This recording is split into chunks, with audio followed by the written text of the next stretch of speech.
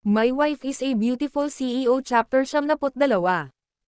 Sa sandaling matapos ang mga salita ni Yang Chen, ang eksena ay agad na tumigas, at ang mga ekspresyon ng lahat ay kahanga-hanga. Nag-alinlangan sina Liu Yun at An Zaihuan kung nagkamali sila. At pagkatapos, si An ay galit na galit, at si Liu Yun, pagkatapos ay pinaikit ang kanyang mga mata at kumislap ng hindi inaasahang liwanag. Ang pinakakapana-panabik na bagay ay kapayapaan ng isip, pagsabog ng luha, kristal na luha ay sumabog. Siya pa rin ang knight. Ang kabalyero na sumugod sa kanyang sarili para sa kapakanan ng lahat. Pumunta sa kanyang reputasyon. Pumunta sa kanyang pera. Puntahan mo ang selos niya. Ginawa ito. Walang masabi, hindi masasabi. Ang mababang tabako na ito na may isang maalinsangan. Mukhang payak na lalaki. Nakakakilala lang ng isang lalaki sa loob ng isang araw, ay ginamit ang kanyang reputasyon upang mapanatili ang kanyang nag-iisang maling dignidad para sa kanyang katawa-tawang plano. Yang Chen, mahal kita. Tulad ng impyerno, bumalik ako sa langit, at nahulog ako sa mga bisig ni Yang Chen ng may kagalakan at kagalakan. Ang dalawang kamay ay nakakabit sa leeg ni Yang Chen, at hindi ko napigilan si Yang Chen na humihit-hit ng sigarilyo. Hinalikan ko ang labi ni Yang Chen sa isang kagat. Kahit na may mga tatay, fiancé, at bodyguard na nagbabantay, ano pa ba? Hayaan mo siyang lumabas. Hahalikan ko tong lalaking ta. Si Yang Chen ay medyo nahihiya. Ngayon ang mga batang babae ay dalisay at dalisay. Guwapo sa paningin nila ang mga matandang hooligans at rogues nila. They also take the initiative to send kisses. Well, although hindi maganda ang taste nila, they can win in the present. Magkaharap ang matanda at ang nobya, maganda pa rin ang psychological superiority na ito. Sa partikular, si Liu Yun, isang binata, ay may mas maraming ginto kaysa sa kanya, at siya ay mas katulad ng isang aso. Pero sa huli, wala pa rin sa braso ko ang babae mo. Oh, malabong sinabi ni Yang Chen. Pinapanatag ka. Hindi kinakagat ng mga ngipin mo ang dila ko. Mahirap ang mood ni An. Sa mukha ng bibig ni Yang Chen, kahit na maraming basang hiki ang naiwan sa kanyang leeg, at umalis siya ng may pag-aatubili na tingnan si Yang Chen. Si Azaihuan, na nanghihina na, ay nakita ang kanyang anak na babae sa harap ng kanyang mukha kasama ang isang mabangis na lalaki. Halos hindi na siya bumulwak ng dugo, nanginginig at napatingin sa dalawa, pero wala siyang masabi kundi ang constant asma lang. Ang mukha ni Liu Yun ay parang puno ng tubig. Ngunit wala pa ring galit, para hindi masyadong matuwa si An Zaihuan, para hindi masaktan ang katawan, para kumalma sandali, pagkatapos ay tumalikod ng maganda, Mr. Yang, parang ikaw. Ayaw makipagtulungan. Ngumiti si Yang Chenxi at sinabi. Hindi ito dahil ayaw kong makipagtulungan. Hindi ko lang ugali ang makipag-usap at makipag-usap. Lalo kung tinatrato ang ganitong uri ng seryosong bagay. Ang mga tao ay nabubuhay sa isang puno ng mukha at nabubuhay. Isang layer ng balat. Ang selos ng bata ay wala. Sa tingin ko kung talagang gusto ng young master na si Liu daw ang kapayapaan ng isip, dapat niyang maunawaan ang katotohanan ito. Kung hindi ko talaga siya mahal, I will not try my best to cover her. Umiling si Yang Chen at ipinakita ang kanyang seryosong hitsura sa unang pagkakataon. Anong gusto mong takpan? Tinatakpan mo hindi lang ang katawan niya kundi ang dignidad niya.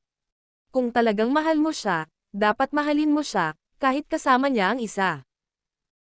Daan-daan, 1,000-10,000 lalaki ang natutulog, at dapat mong tanggapin mo ito, sa halip na subukang pagtakpan ang mga katotohanan. Maliban na lang kung ang katawan ng orihinal na kalakal lamang ang iyong minamahal, hindi ang puso maliban sa katawan. Lahat ng bagay ng Mr. Yang, accept your absurd remarks, don't doubt my true love for my fiancé. Mahirap tingnan ang mukha ni Liu Yun. Ang kapayapaan ng isip ay mahirap pagtakpan, pinunasan lang ang mga luha, at may posibilidad na bumagsak, at hinampas ang dibdib ni Yang Chen. Hate, let's say that some people want to shed tears, you still want to go to bed with you. Ito, hindi maganda sa araw. Ngumiti si Yang Chen, nagsasabi lang siya ng totoo. Nang makita na ang dalawang tao ay naglalandian sa isa't isa, ang paglilinang ni Liu Yun ay hindi na matitiis, at ang kanyang mga mata ay nakapikit. Ginoo. Yang, mangyaring maging respeto sa sarili. Peace of mind or my fiancé, hindi ko nababaguhin ang desisyon na magpakasal. Kung ikaw ay umaasa na kapag ako na ang mapalad na makita ang larawan ng ating kasal, sana ay hindi ko naguluhin ang aking fiancé. Nang marinig ang ganitong uri ng nagbabantang kulay, likas na hindi komportable si Yang Chen, napangiti. Paano ko pakikisamahan ang aking maliit na sanggol ay ang aking kalayaan, kung makikita mo ang larawan ng iyong kasal ng may kapayapaan ng isip, ito rin ang gusto ko. Tanungin mo kung payag ba akong pakasalan ka. I think this question is still worth discussing. Unti-unting nakahinga ng maluwag si An Zaihuan sa sandaling ito. Nagalit na siya at sumigaw. Kumain ka ng hayop na may oso at balbas. Ikaw kung sino ka. Akala mo pinoprotektahan ka nitong skunk, kami talaga hindi kita magagalaw. Basta ako. Hinihingal pa ako, hinding-hindi kita hahayaang magsaya sa baboy at asong ito. Naniniwala ka na ng bobola na kita. Bawal mo siyang saktan. Kapayapaan ng isip na makita ang kanyang ama na talagang gustong magkaroon ng hands-on na kahulugan. At mabilis na binuksan ang kanyang mga bisig upang protektahan si Yang Chen, ang kanyang puso ay puno na ngayon ng kahihiyan at paghipon ni Yang Chen, paano ka mag-aalaga sa ibang bagay? Tumawa si Yang Chen Chi. Na para bang nakita niya ang pinakamagandang tawa sa mundo. Malumanay at hindi mapigil ang hinayla ang kapayapaan ng isip sa likod niya, gumawa ng ilang hakbang, at itinuro sina An Zaihuan at Liu Yun daw. Mas mahirap ako kamakailan. Hindi. Ikaw magkaroon ka ng pera, wala ka masyadong lalaki, at wala kang mamahaling sasakyan. Pero hindi ibig sabihin na hahayaan kitang mangbuli. Hindi man lang ako umaasa sa mga babae para bigyan ako ng ugali. Gamit ang windshield. Nasa sarili ko ang mukha. Nakuha ito ng dalawang kamay, hindi sa bibig. Sa pagsasalita tungkol dito, ang mukha ni Yang Chen ay madilim at kakilakilabot, at ang matalim na titig ay nakakaramdam ng kaunting hindi komportable kina An Zaihuan at Liu Yun. Matanda, sinabi ko, napupuot ako sa isang taong nananakot sa akin. Nakatayo ako sa harap mo ngayon, na may isang kamay, isang paa, at ang mga ugat ay mas makapal kaysa sa iyo. Pupunta ako sa iyong anak na babae, Laozi. Go to her twice, I did him on her night, I have been there for more than a dozen times. Do you have what I can do? I am still very happy. Your daughter is also very happy. Siguro ilang araw, kailangan kong hayaan ang anak mo na bigyan ako ng anak na lalaki. Paano mo ako kukunin? Anong gusto mo? Ikaw, ako. Nang marinig ang gayong pagmumura na diskurso, direktang ibinaling ni An Zaihuan ang kanyang mga mata at bumantong hininga, at nawalan ng malay. Mabilis at walang magawang binuhat siya pabalik ng sasakyan ng ilang bodyguard. Nang marinig ko na si Yang Chen ay napakayabang. Siya ay namumula na hindi na siya nagulat, ngunit siya ay matamis at malungkot na tumingin siya sa likod ni Yang Chen sa harap ng kanyang mga mata at nagkaroon ng parang bundok na kaligtasan. Isang pakiramdam ng katatagan. Si Liu Yun ay pinasigla sa limitasyon ng pasensya. Walang sino mang maglakas loob na manggulo sa gayong mukha ng walang anumang takip, at ang kanyang bibig ay nanunuya. Mr. Yang, pagsisisihan mo ang iyong bastos na pag-uugali.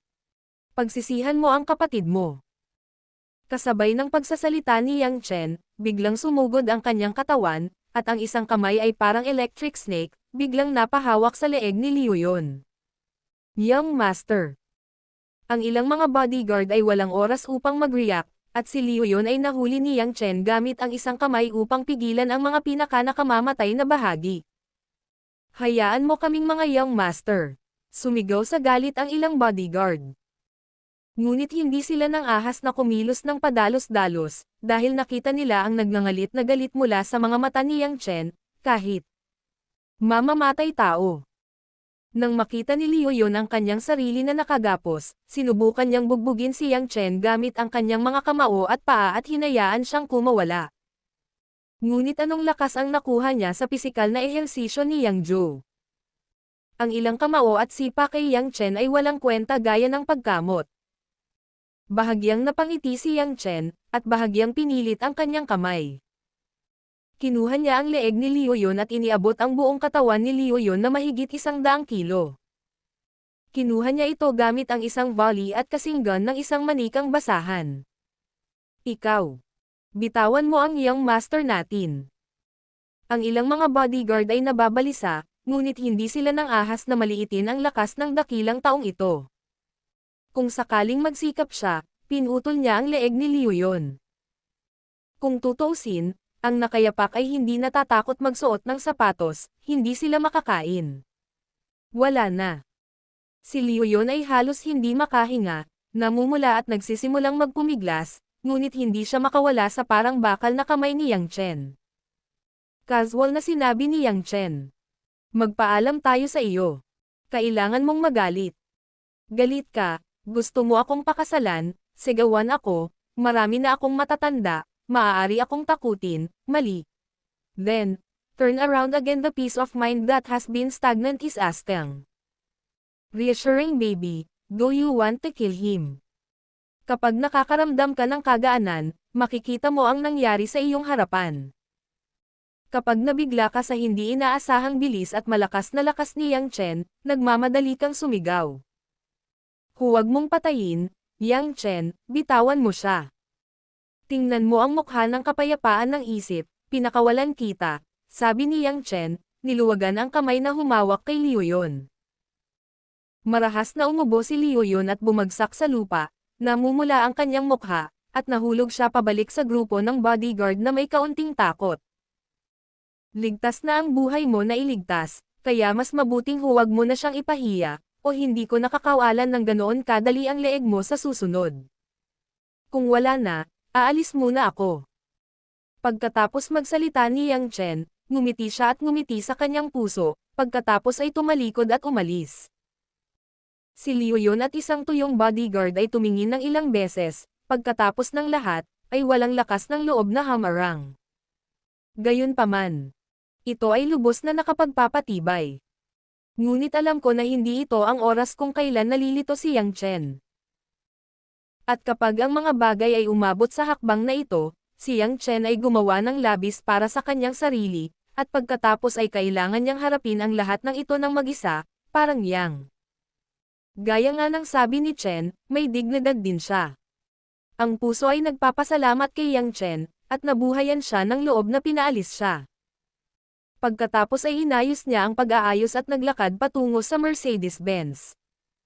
Reassuring, saan ka pupunta? Tahimik na sinabi ni Liu Yun, hindi niya hahayaang mawala muli ang babaeng ito sa kanyang paningin.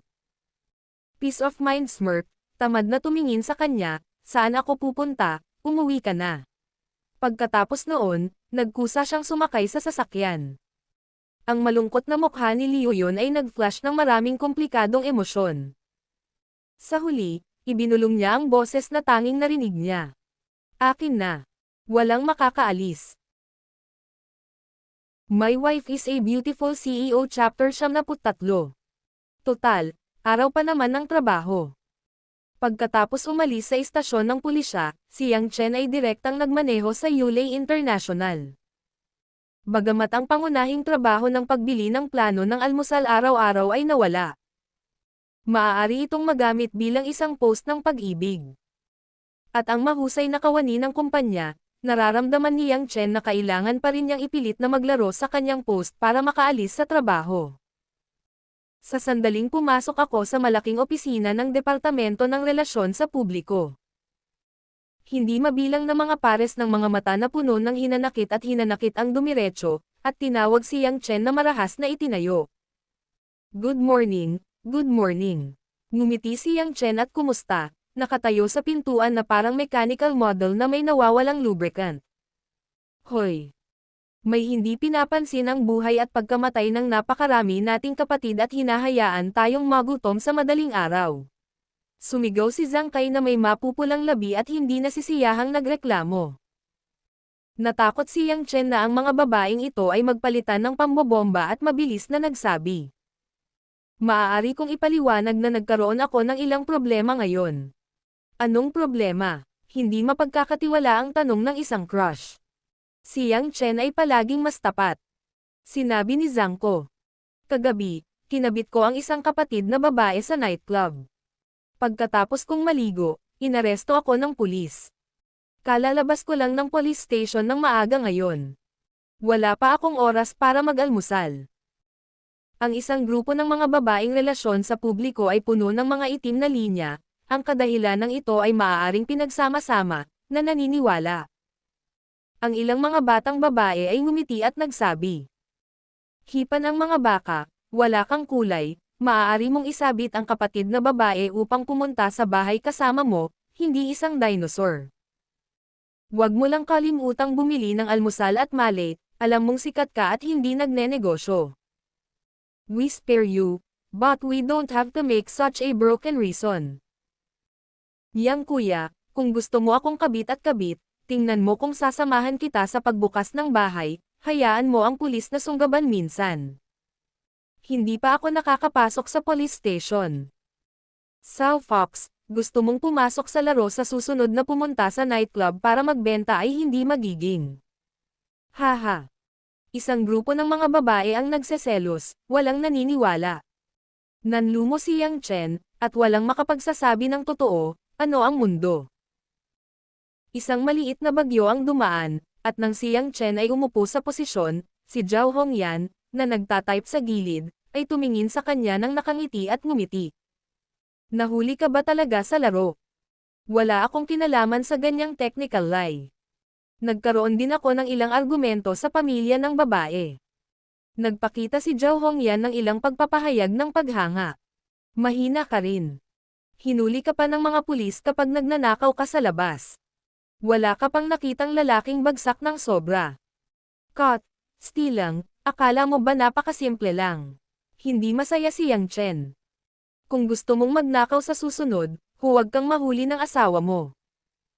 Ang mukha ni Zhao Hongyan ay pula, at ang mga mata ni Yang Chen ay puti. Wala, ako ay isang mabuting babae, nakatuon sa buhay at pakikibaka para sa kaligayahan ng pamilya. Sa huling pagkakataon na hindi ko alam kung sino ang nahawakan ko, ang mga sumusunod ay dumadaloy. Napabuntong hininga na sabi ni Yang Chen. Nakatanggap si Zhao Hongyan ng ganoong sampal sa mukha, itinaas ang kanyang kamay at binigyan si Yang Chen ng ilang balikat. Sinabi niya na may pulang mukha. Wala nang banggitin. Hindi ko ito gagawin sa hinaharap. I am treating you as an ordinary colleague. You are so worried.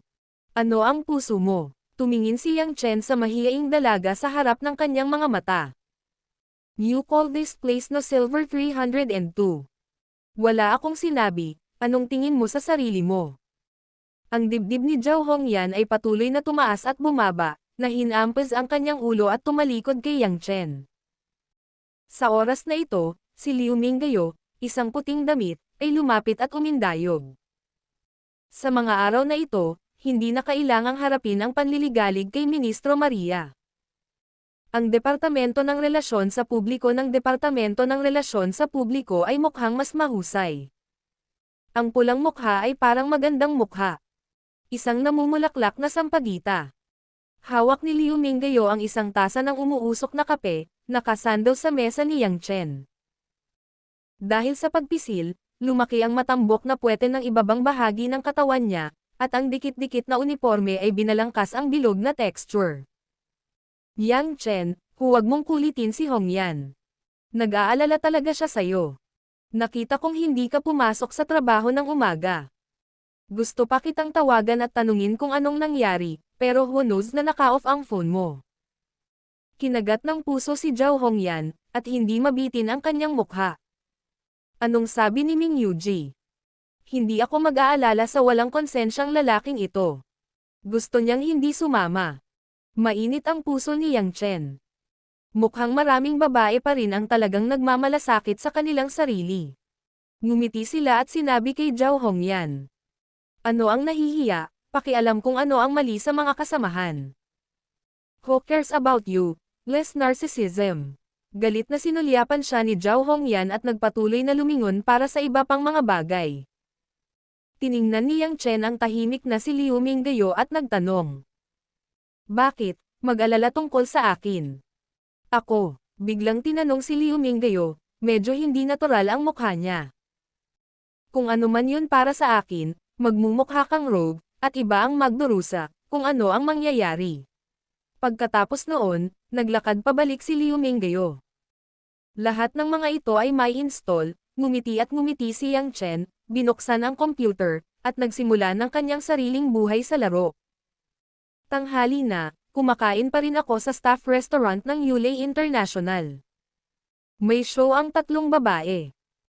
Pagkatapos mamahaji ng ilang pagkain kay Yang Chen, karaniwang pinapanood nila si Yang Chen na lumuluha, at hindi pa sila nakakain ng ilang subo. Noong panahong iyon, pinag-uusapan ko ang ilang mga pampaganda at paksa ng fashion. Ang mga kababaihan ay palaging kailangang pag-usapan ang tungkol sa kanila, lalo na ang mga kababaihan na nagtatrabaho sa mga kumpanya ng industriya ng fashion. Sa oras na ito, biglang nagsingit si Zhang Kai ng isang tanong, Hoy, malapit na ang paglabas ng mga damit ng taglagas. Sabi mo ba ay maaaring palabasan ang presidente sa ospital sa oras na iyon? Dapat ay okay, nag-isip sandali si Zhao Hongyan. It will take half a month. The president is not talking about conditioning. It should be coming to an end. Kung wala ang pangulo, tiyak na kulang ang komperensya ngayong taon ng maraming mabibigat na timbang. Sabi ni Liu Minggayo na may pag-aalala. Biglang nakita si Yang Chen sa tapat ng mesa na nakasubsob pa rin ang ulo, umiiyak at tumatawa. Yang Chen, hello, miyembro ka rin ng kumpanya, wala ka bang pakialam sa kumpanya? May pakialam ba ako sa buhok? Naisip ni Yang Chen, dinilaan ang kanin sa kanyang bibig at ngumiti. Hindi ako doktor. Pakiramdam ko ay hindi mapapaalis si Lin ng maaga. Walang puso at walang baga, samuka si Zhang Kai at niluwa ang kanyang dila. Kaawa-awa talaga ang asawa mo, at isa kang asawa. Oo, pumunta ang misis ko sa nightclub para magpakatanga, at sa huli kailangan kong mahuli ng pulis. Hindi ako nagsusumikap. Hindi ko talaga alam kung paano ka papakasalan ng ganyang katingang babae. Sarkastikong sabi ni Zhao Hongyan. Walang pakialam na ngumiti si Yang Chen, alam na nagbibiro din sila, kung hindi sila kakain ng mag-isa, ngunit naisip nila ito. Si Lin Ruoxi ay dapat na ma-discharge mula sa ospital sa susunod na linggo. Maraming bagay ang dapat pag-usapan sa kanya.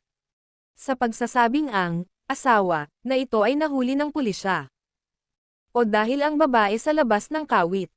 Si Lin Ruoxi. Ang asawa ay hindi man lang nagbigay ng liham sa sarili. Nagpadala lamang ng isang abogado upang ilabas ang kanyang sarili sa istasyon ng pulisya. Ay maaaring napakakalma sa pagtingin sa kapakanan ng asawa, sa mga babae sa mundo, ibang klase din ang kapatid ni Lin. Masyadong tamad na isipin na ang mga walang silbi. Yang Chen Shanto ay nagnanais na magpatuloy sa pagkain, ngunit sa gilid ng mata isang sulyap, natagpuan na ang babaeng amo na si Mo Chani na hindi nakikita sa loob ng maraming araw sa restaurant. Kasunod niya ang sekretarya ni Lin Yuaxi na si Wu Yu, at ang dalawang babae ay sinusundan ng grupo ng mga lalaki at babae na mukhang mga elite. Si Mo Chani ay isang naka-estilong medyo transparent na blouse, nakasuot ng black pony suit at isang pares ng retro-colored brown trumpet pants. Ito ay isang pares ng denim style na bota.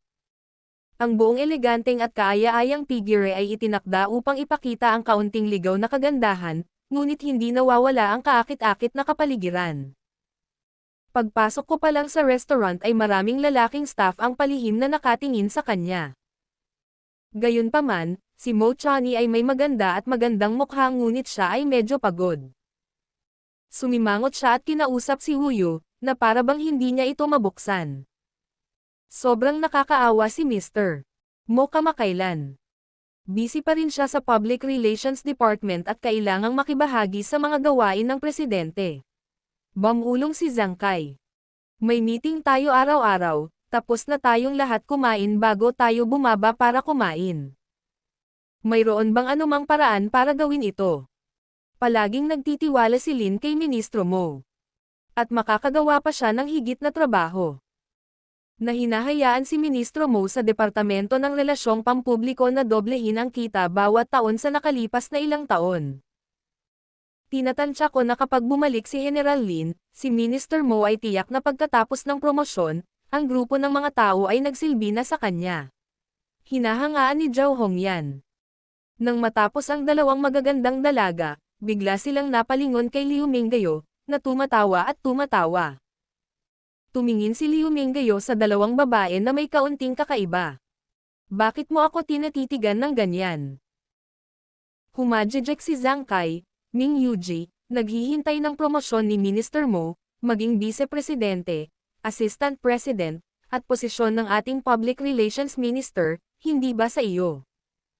Anong kalokohan? Inabot ni Liu Minggayo at pinisil ang malambot na mukha ni Zhang Kai, at nakangiting sinabi. Ang ganitong bagay ay bawal magsalita. Ito ay orihinal, sumang-ayon din si Zhao Hongyan sa opinyon ni Zhang Kai. Ang pagganap ni Mingyu ay naging una sa aming departamento sa loob ng ilang taon. Hindi ko maaaring hayaan ang mga tagalabas na maging ministro. Sinusuportahan ng mga kapatid ang iyong kapatid na Mingyu. Tandang padamdam panipi. Sa pagtingin kay Liu Minggayo na masaya at nahihiya, hindi napigilan ni Yang Chen na sabihin. Gawin kayong mga miyembro ng board, kung sino. Tumahimik ka. Kumain ka na. Sabay na sabi ng tatlong babae. Paano kumain kapag tumahimik ka? Bumulong si Yang Chen sa isang pangungusap, masyadong tamad na magsabi pa. Kasabay nito, biglang ginulat ni Mo Chani, nakakalampas lang ni Yang Chen at iba pang apat na tao, ang telepono. Matapos kunin ang telepono, bahagyang nagbago ang mukha niya. Ilang beses lang siyang tumugon at nagpaliwanag ng ilang salita kay Wu Yu at sa iba pa. Sa sandaling lumingon siya, nakita niya si Yang Chen na nagsisikap na kumain ng kanin. Nag-alinlangan si Mo Chani at pinuntahan si Yang Chen at sinabing, Yang Chen, pumunta ka sa isang lugar kasama ko para may gawin. Ah, pero kumakain ako. Huwag mamatay sa gutom, ito ang utos. Tiningnan siya ni Mo Chani, tamad pa rin ang lalaking ito, mukhang baliw. Walang magawa si Yang Chen. Kung puro boss, baliwala. Pagkatapos ng lahat, mayroong ilang mga pagkakaibigan sa pribado. Hindi madaling tumanggi. Dahan-dahan akong tumayo at bumangon. Well, kung nagugutom ka, kailangan mong bumili ng pagkain para sa akin. My Wife is a Beautiful CEO Chapter 74. Tuwing lalabas ako kasama si Mo Chani, pupunta ako sa ilang kakaibang lugar. Sa unang pagkakataon na pumunta ako sa isang rogue company, sa pangalawang pagkakataon, pumunta ako sa isang napakainit na food stall. Sa pangatlong beses na sumunod ako, si Yang Chen ay nakahanda sa pag-iisip, ngunit pagdating ko sa destinasyon, natagalan pa rin ako. Jongnan Engineering Construction Co., Limited. Ito ay isang kumpanya, ngunit ang lugar kung saan matatagpuan ang dalawa ay hindi ang lokasyon ng kumpanya, ngunit isang construction site na kinontrata ng kumpanya. Bakal kayumanggi bakal na mga bar, gray splitting na semento, iba't ibang mga fragment ng bato na nakatambak sa isang gilid, ang hangin ay napuno ng alikabok, at tila ulap sa araw. Napapaligiran ng mga construction worker na nakasuot ng dilaw na helmet. Maraming tao ang nagtatrabaho sa kanilang mga hubad na braso. Na inilalantad ang payat na mga kalamnan ng tanso, ang makapal na pawis ay nagbabad sa pantalon, isa-isa, maputik na lupa, kahit na ito ay nakaharap sa iyo. Natawa ako at naramdaman kong umiiyak siya. Madalas sinasabi na ang pawis ng mga magsasaka ang nagdidilig sa dealer, pero bakit hindi natambak ang pawis ng mga construction worker sa mga skyscraper? Ito. Mismo. Sigurado ka bang hindi ka nagkamali? Tiningnan ni Yang Chen ang magandang kasuotan ni Mo Chani na maingat na naglalakad sa paliko-likong kalsadang bato. Labis na nag-aalinlangan kung gaano katagal makakasuporta ang kanyang mataas na takong. Pinunasan ni Mo Chani ang pawis sa kanyang noo at nakahinga ng maluwag na sinabi. Hayaan mong sumunod ka, huwag magsalita ng walang kaparerekan. Ngumiti at ngumiti si Yang Chen, wala sa kanyang puso. Hindi siya pinansin ni Mo Chani at nagpatuloy sa paglalakad ng ilang hakbang. Nakilala niya ang isang nasa katanghaliang gulang na lalaki na mukhang isang supervisor at nakasuot ng asol na overalls ng Jongnan Company. Kung saan inutusan niya ang ilang manggagawa na magdala ng semento. Itong kuya, saan ang workplace sa construction site na ito? Magalang na tanong ni Mo Chani. Kakaibang tumingin sa kanya ang lalaki ng supervisor at nagtaka kung bakit pumunta ang isang napakagandang babae sa maduming construction site at hinanap ang opisina ng kumpanya. Naghinala siya na maaaring ito ay isang civil servant mula sa isang partikular na departamento ng gobyerno, at ngumiti. Ang lokasyon ng opisina ng Slim. Ang tinatawag na opisina ay isang pansamantalang plywood na bahay, ngunit ang gayong malaking kumpanya ng konstruksyon ay natural na may magagandang pasilidad. Bukod sa walang laman, hindi ito gaanong naiiba sa totoong opisina. May air conditioning at TV. Mayroon lamang isang malaking mesa na gawa sa kahoy sa opisina. Isang nasa katanghaliang gulang na lalaki na may malaking tiyan at kulay abong terno. Na may hawak na telepono at nagdadial ng dialect, nakita sina Mo Chani at Yang Chen na pumapasok sa pinto, una para sa estilo ni Mo Chani. Napatumba, saka nag-isip ng tingin sa dalawa. Pagkababa ng telepono ng napakabilis, ang matabang lalaki ay nagpakita ng isang ngiti na tila may kaunting ngiti. Lumapit siya at inabot si Mo Chani. Hindi ko alam kung ano ang kailangan ng ginang upang matulungan. Natural na hindi pinansin ni Mo Chani ang kamay ng lalaki, at sinabing may mahinang tingin. Nasaan si Zhang Fugi? Sasanduan ko siya. Ang taong grasa ay gustong makipagkamay at hindi magpatalo. Naririnig niya ang pangalang, Zhang Fugi. Natigilan ang isang pares ng munggo at halos hindi na sila makita. Ikaw ang anak ni Zhang Fugi. Sumimangot si Mo Chani, ngunit tumango siya. Oo. Sa likuran, tiningnan ni Yang Chen ang eksenang ito ng may kakaibang tingin. Hindi ko inaasahan na narito ang matandang lalaki ni Mo Chani. Parang may nangyari na. Naalala ko na sinabi sa kanya ni Mo Chani na maagang namatay ang kanyang mga kamag-anak, ibig sabihin, itong si Zhang Fugi ay marahil ang kanyang ama. Hindi nagsalita si Yang Chen. Tahimik na pinapanood ang pag-unlad ng sitwasyon, dahan-daang nakita ang usok, tahimik na nagbobomba. Dinadala ba ng pera? Ang matabang lalaki ay tila biglang nagbago ang kanyang mukha, at tumingin siya kay Mo Chani ng may pagmamalaki, na parang naging superior siya sa isang iglap. Tahimik na naglabas si Mo Chani ng isang stack ng pulang banknotes mula sa kanyang maliit na pitaka. Medyo marami ang hitsura nito at sinabing, ito ay 5,000 barya ng Chino, bitawan mo. 5,000. Masayang tumawa ang taong grasa. 5,000 ang numero ngayon. Tinatawag ka na ng sugarol mo mula ngayon, pero kanina pa, pero ngayon hindi lang 5,000 ang utang. Ano? Naging mas mahirap tingnan ang mukha ni Mo Chani, at lumaban siya sa galit at nagtanong. Natalo na naman siya. Ilang beses sumigaw ang matabang lalaki, dinampot ang mahabang bibig na sigarilyo, at itinuro ang katabing silid. Pumasok tayo at tingnan natin kung magkano ang nawala sa kanya. Tumalikod si Mo Chani at umalis sa opisina na parang hangin, pumunta sa katabing pinto, at itinulak ang pinto. Isang amoy ng usok at alak ang naamoy, at si Mo Chani ay naubo ng 2 beses sa nakakadiri na amoy na ito, at pagkatapos ay nakita niya ang sitwasyon sa bahay. Kaunti lang ang mga mesa at bangko sa kwartong ito. May mga nakakalat na baraha at paigo, mahjong. May mga upos ng sigarilyo at walang laman na bote ng beer sa sementadong sahig. 2 incandescent bulb ang nakakalat doon. Maliwanag. Sa sandaling ito, 7 o 8 lalaki ang nakasuot ng maayos sa paligid ng pinakamalaking mesa, at isa sa bawat dulo ng mesa. Ang isang lalaking mahaba ang mukha ay nakasuot ng puting kamiseta na may bukas na butones. Ang kanyang buhok ay nakataas, ang kanyang mga mata ay lumulunok, at ang isang paa ay nakalagay sa isang bangkito, na napaka-leisure. Sa kabilang panig, ang kabilang figure ay nanginginig. Nakasuot ng maikling manggas ng waxy na dilaw. Kulay abong mukha, mga kulubot sa mga sulok ng mga mata at noo, at ang buong mukha ay manipis at ang dalawang pisngi ay pambihirang matambok, at ang mukha ay bigo. Nang makita ng mga tao sa silid na itinulak ang pinto, lumingon sila at tumingin. Nang makita nilang isang kaakit-akit na babae ang pinto, lahat sila ay nagpakita ng kanilang mga mata. Tanging ang nasa katanghaliang gulang na lalaki na may mga mata at mata.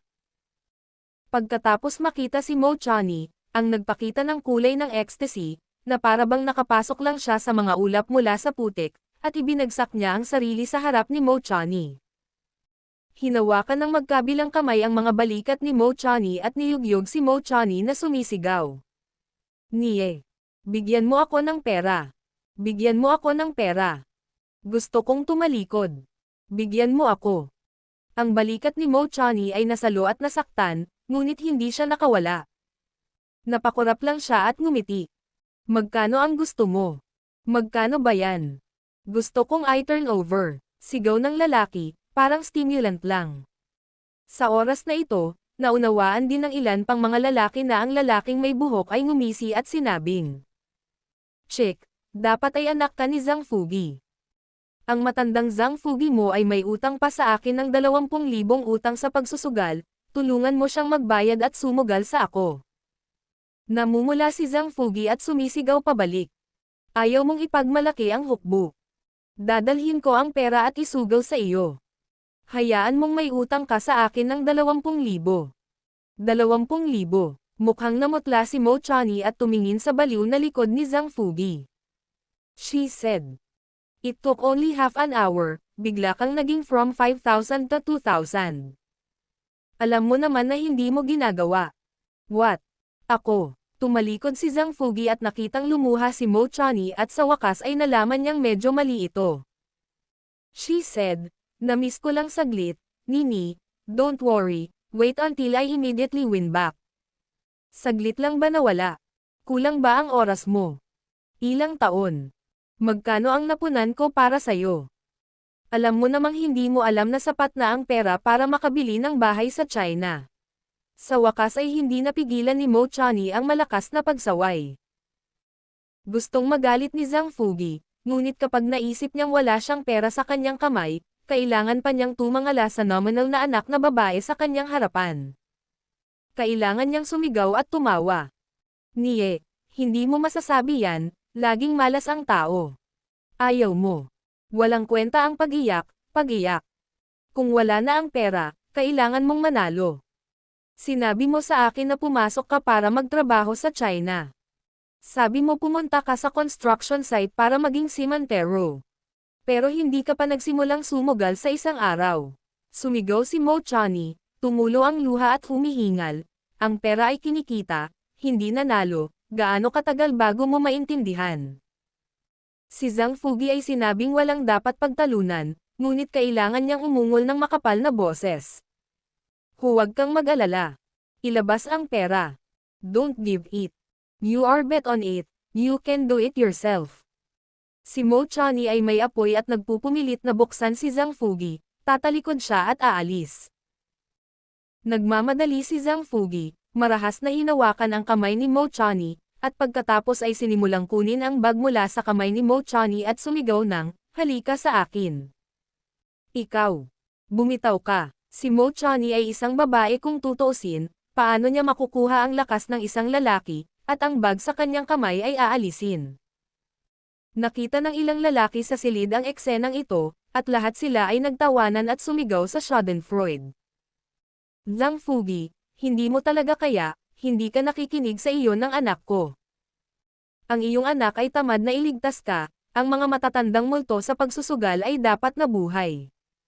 Haha. Nagalit si Zhang Fugi at bumangon. Nawala ang kanyang pera at nawala ang kanyang mukha. Bigla siyang uminit at nagtaas ng kamay para sampilan si Mo Chani. Nalaman din ni Mo Chani na kailangang labanan ni Zhang Fugi ang kanyang sarili, ngunit hindi niya maluwag ang kanyang pitaka.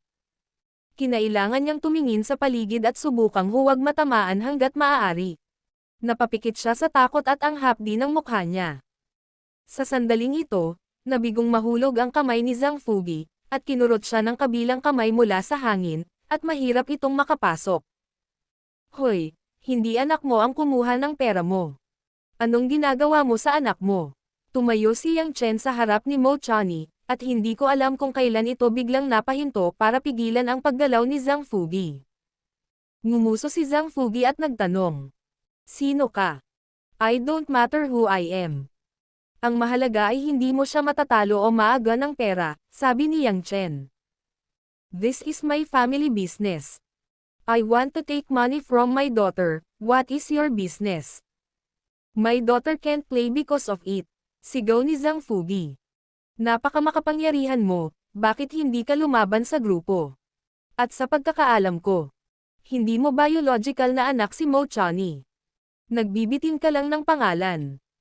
Huwag mong masyadong seryosohin ang sarili mo. Nanlamig si Yang Chen matapos ang tunog, kinurot ang kamay ni Zhang Fugi at gamit ang puwersa, direktang pinaatras si Zhang Fugi ng ilang hakbang. Si Mo Chani, na malapit ng bugbugin, ay tumangala at nakitang nasa harapan niya si Yang Chen. Ang hindi kapansin-pansing likod na ito ay nagbigay sa kanya ng isang buntong hininga ng kaluwagan at isang daloy ng init sa kanyang puso. Gayunpaman, ang pag-iisip sa stepfather na ito sa pagsusugal ay hindi lamang bastos upang iligtas ang kanyang anak na babae. Ngunit kahit na makipag-away, si Mo Chani ay malungkot na nanggaling, isang puso na tila dinurog ng hindi mabilang na mga uod, hindi mabilang na nakalipas na naipon na mga hinaing out, mahirap tumigil sa pag-iyak. Palabas. Tumingin si Yang Chen sa babaeng umiiyak. Tanging ang babaeng nagpunas ng kanyang luha ang kilala. At sa wakas ay gustong unawain kung bakit hinihila ni Mo Chani ang sarili na pumunta rito, sa pagkakataong ito, ang isang babae ay natatakot na pumuntang mag-isa.